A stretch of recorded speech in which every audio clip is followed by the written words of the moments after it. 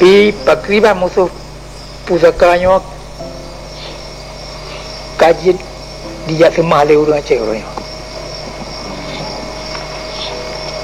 Kajak hari bapa ni. Kajak pemulia ni. Kayak tim terima perintah haji. Kata jangke haji sebagai orang yang perintah. Ada Nanggro Aceh dah ada bantah Aceh. Yang mana tak kejadian? Bukannya? Pakriban je kejadian lagi. Pakir je dia kan.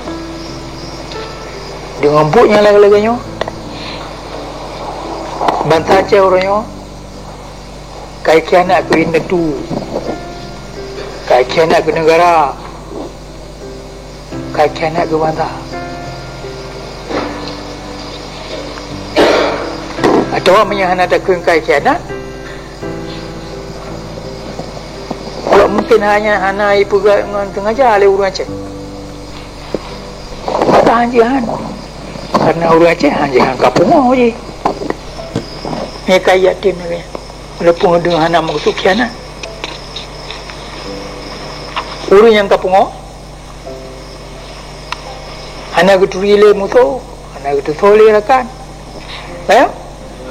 Anak itu apa yang menalai tu atau apa yang mulia. Anak itu boleh tahu yang benar, apa yang salah. Anak itu boleh apa yang patut dan apa yang anak patut dah puput. Urung pengok, anak yang muda boleh dalam siapa perkara.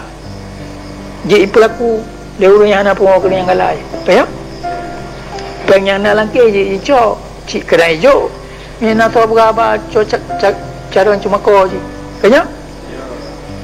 Tuan nak tuan urung pengok, urung pengok. Kalau dah urung pengok, urung pengok. Urung pengok anak mungkin